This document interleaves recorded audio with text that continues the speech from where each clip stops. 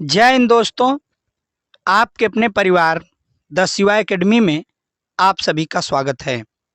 दोस्तों, जीके और जीएस की टॉप 30 प्रश्नों की सीरीज का आज हम लोग पार्ट 15 करेंगे। यदि आप लोगों ने बाकी सभी पार्ट को नहीं देखा है तो जाकर उसे प्लेलिस्ट में अवश्य देख लें। चैनल पे नए हैं तो चैनल को सब्सक्राइब कर लें दोस्तों, बेल आइकन की घंटी को प्रेस कर लें तथा हमारे इस सेशन को ज़्यादा से ज़्यादा शेयर करें। तो आइए दोस्तों, चलते हैं आज के अपने पहले प्रश्न पर। आज का हमारा पहला प्रश्न है, मानचित्र में वे रेखाएं जहाँ दाब सम होता है क्या कहलाती हैं? अक्षांश रेखाएं, समदाब रेखाएं, देशांतर रेखाएं या समस्थानिक रेखाएं? तो वे रेखाएं कहलाती हैं मेरे दोस्तों समदाब रेखाएं। ऑप्शन बी बिल्कुल इसका करेक्ट आंसर होगा। आगे देख लेते हैं अगला प्रश्न। निम्न में से कौन एक भू आवेष्टित देश है?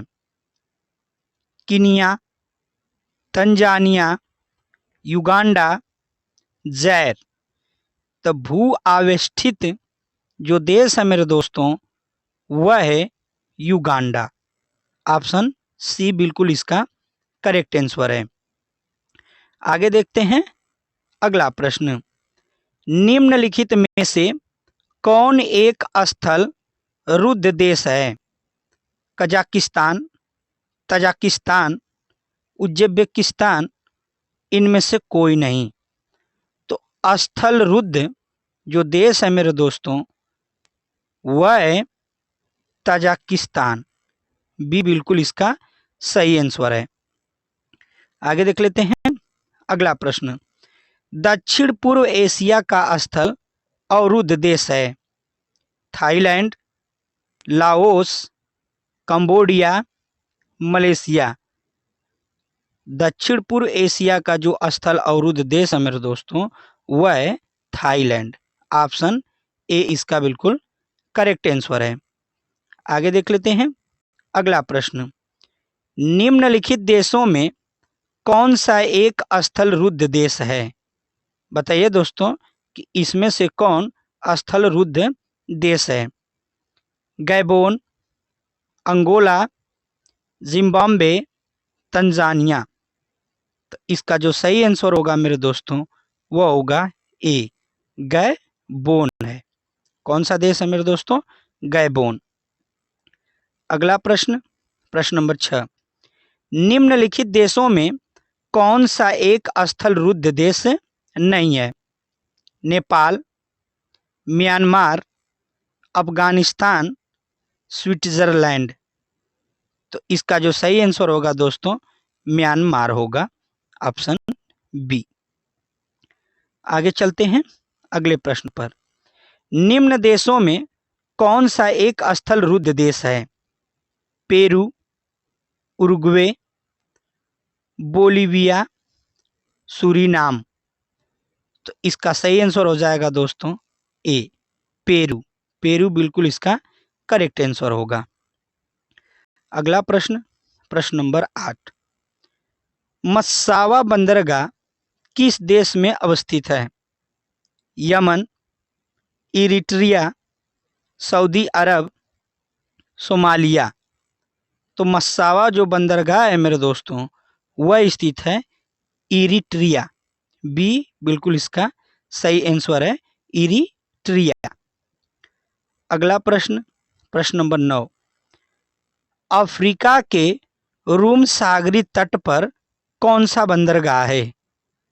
मुम्बासा, सिकंदरिया, डरबन, केप टाउन। तो इसका सही आंसर हो जाएगा मेरे दोस्तों बी, सिकंदरिया है। अफ्रीका के रूम सागरी तट पर जो बंदरगाह है मेरे दोस्तों वह है सिकंदरिया। अगला प्रश्न, प्रश्न नंबर 10। कौन सा बंदरगाह यूरोपोर्ट के नाम से जाना जाता है? London, Hamburg, Rotterdam, Hamburg. तो डी और सी ऑप्शन दोनों एक ही हो गया दोस्तों। बताइए कि यूरोपोर्ट के नाम से किस बंदरगाह को जाना जाता है? तो वो जाना जाता है दोस्तों रॉटरडम को। सी बिल्कुल इसका सही आंसर है। अगला प्रश्न, प्रश्न नंबर 11, निम्नलिखित में से किसे 5 सागरों का पत्तन कहा जाता है? बताइए दोस्तों कि 5 सागरों का पतन किसे कहा जाता है? तो वह कहा जाता है दोस्तों मास्को को। बी बिल्कुल इसका सही आंसर होगा, मास्को। अगला प्रश्न, यूरोप का सर्वाधिक महत्वपूर्ण बंदरगाह रॉटरडम रॉटरडम किस देश में स्थित है? Netherlands, Belgium, Germany, France. तो यह स्थित है मेरे दोस्तों नीदरलैंड में। ये इसका सही आंसर है। अगला प्रश्न, निम्नलिखित में कौन टोक्यो का बंदरगाह है? कोबो, ओसाका, नागोया या कोहिमा। तो इसका सही आंसर हो जाएगा मेरे दोस्तों या कोहिमा। डी इसका करेक्ट आंसर होगा। आगे चलते हैं अगले प्रश्न पर। प्रश्न नंबर 14, निम्नलिखित में से किस प्रकार के वनों का विस्तार केवल उत्तरी गोलार्ध में पाया जाता है? भूमध्य सागरीय वन, समशीतोष्ण कोड़धारी वन, मानसूनी वन, विषुवती रेखी उष्णाद्र वन। तो इसका सही आंसर हो जाएगा मेरे दोस्तों बी, समशीतोष्ण कोड़धारी वन पाए जाते हैं। आगे देख लेते हैं अगला प्रश्न, साइबेरिया क्षेत्र में समशीतोष्ण कोड़धारी वन को किस नाम से जाना जाता है? टुंड्रा, टैगा, सवाना, इनमें से कोई नहीं। तो इस वन को जाना जाता है मेरे दोस्तों टैगा वन से। किस वन से जाना जाता है? टैगा वन से जाना जाता है। आगे देखते हैं अगला प्रश्न, शंकुआधारी वन कहाँ पाए जाते हैं? ध्रुवीय क्षेत्र, शीतोष्ण क्षेत्र, उप आर्कटिक क्षेत्र, इनमें से कोई नहीं। तो यह पाए जाते हैं दोस्तों शंकुआधारी वन शीतोष्ण क्षेत्र में। बी इसका सही आंसर है। अगला प्रश्न, डेलबर्जिया जाति निम्नलिखित में से किस एक से संबंधित है? कॉफी, चाय, काजू, शीशम। तो डेलबर्जिया जो जाति है मेरे दोस्तों वह संबंधित है शीशम से। किससे संबंधित है? शीशम से संबंधित है। डी सही है इसका आंसर। अगला प्रश्न, प्रश्न नंबर 18, भूमध्य रेखा के निकट किस तरह के वन पाए जाते हैं? पतझड़ी वन, उष्णकटिबंधीय वन, शंकुधारी वन, घास स्थल वन। इसमें पाए जाते हैं मेरे दोस्तों वह उष्णकटिबंधीय वन पाए जाते हैं। अगला प्रश्न, किस क्षेत्र को चारागाह का वेल्ड कहा जाता है? कनाडा, दक्षिणी अफ्रीका, आयरलैंड, ब्राजील। तो चारागाह का वेल्ड है मेरे दोस्तों वह कहा जाता है दक्षिणी अफ्रीका को। बी इसका सही आंसर होगा, दक्षिण अफ्रीका। अगला प्रश्न, निम्नलिखित में से कौन उष्णकटिबंधीय घास भूमि है? Weld, prairie, Llanos, steppe. इसका सही आंसर हो जाएगा मेरे दोस्तों सी, लानोज। उष्णकटिबंधीय घास भूमि लानोज को कहते हैं। आगे देख लेते हैं, निम्नलिखित में से कौन शीतोष्ण कटिबंधीय घास भूमि है? Campos, veld, savanna, llanos. तो शीतोष्ण कटिबंधीय घास जो भूमि है मेरे दोस्तों वह है वेल्ड।